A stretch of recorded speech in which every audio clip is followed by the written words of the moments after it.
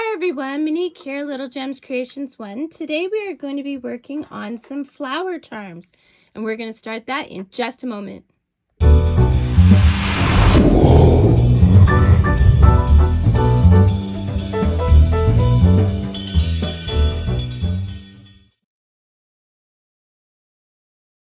Hi everyone, Monique here, Little Gems Creations 1. Today we're going to be working on some flower charms. You are going to need a pair of scissors, darning needle, some crochet thread, but as you'll see, this is a little bit thicker than crochet thread. This is probably a lightweight 2-ply yarn. It's very, like, it's fingerling yarn. It's very thin yarn, even thinner than baby yarn. And you will need a crochet hook. So this crochet hook is a 1mm crochet hook. So let's get started. We're going to cross our yarn and we're going to chain 5. 1, 2, 3, 4, 5. We're going to go to that first chain and we're going to slip stitch. We're going to chain up 1. Sorry, I've been a bit under the weather, so my voice is all moo. Okay, so going into the center, do you see the center right there? So there's my working yarn. So the center is right here. See it? Right there. Okay, so we're going to work 8 single crochets. So into the center, pull your yarn through, yarn over, go through 2 loops. That is a single crochet. We're going to do 8 of those. So 1,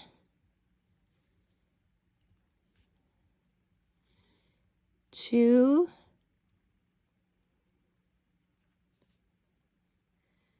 3, 4,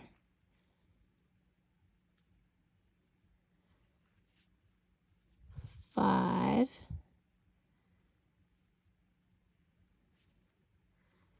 6, 7, and 8. Okay, now going into that first stitch, we are going to slip stitch.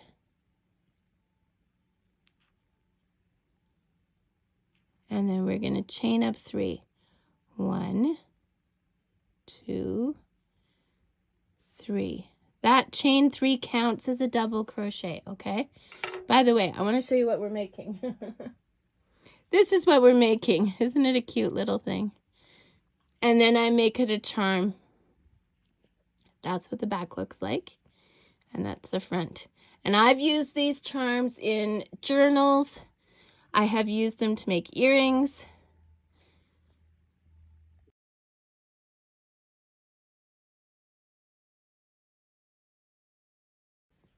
Yeah, so there you go. Okay, so we've got our chain 3. In that first stitch, we're going to put 4 double crochets. Yarn over into the stitch, pull through, yarn over through 2 loops, yarn over through 2 loops. That's a double crochet.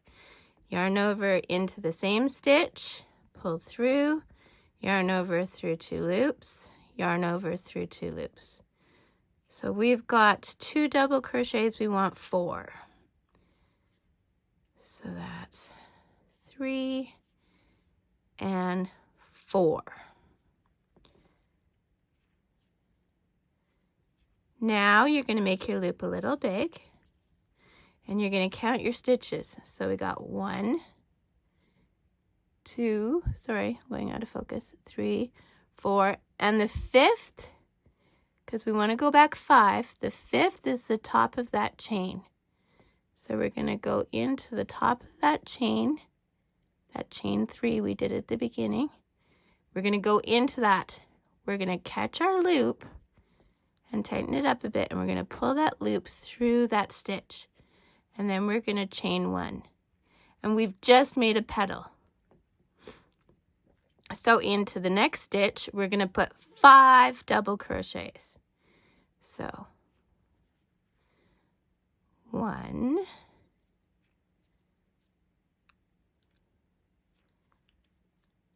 2,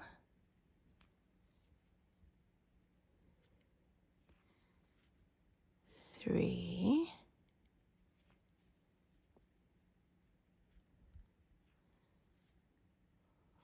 4, and 5.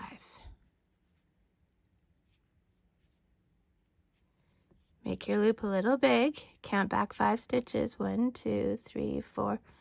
On that 5th one, you're going to put your needle through, grab that loop, pull the loop through that stitch, and chain 1. I want you to do this all the way around. You will end up with 8 petals. Don't go more than 8 petals, okay? Do that and meet me back. Okay, so I did my 8 petals. See? 2, 4, 6, 8. And then I just pulled my working yarn through my loop. And now we're gonna hide our threads. So for the middle one, I give it a little tug, but because this yarn is thin, you don't want to tug too hard because you know what? You will break it. So I just go around that center hole. Okay. So I bring there. You don't want to distort your stitches. And then I kind of go back over what I've done, and then I go past it. Okay, and pull through again. Oops. Pull through again. And see, that also cinches up the hole for the flower. And I just do that for a few passes. I'm not actually going to the front of the work. I'm just catching these loops on the back. Okay.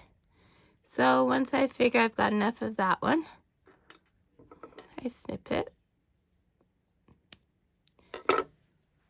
And then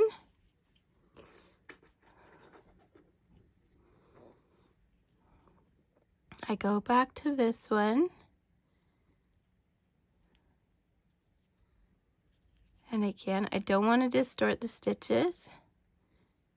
So I'm just going to go on around this top area here. See? And then I go a little bit back from where I'm coming out and I go past it. Okay. See what I'm doing there? So a little bit back and then I go past it for a few stitches. And then I cut that.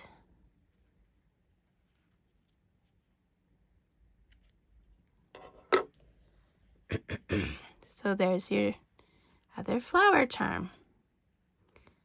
Okay, so now what we're gonna do is we are going to put on our jump rings. Okay, so I will put a link in the description if you want to know how to make your own jump rings at home, because I make all my own jump rings. I have pardon me. Yeah, I make my own jump rings. So to put the jump ring on, when you open a jump ring, you always open it sideways, okay? You never open it out. And then I'm just going to hook this through the tops of one of the petals. Oops.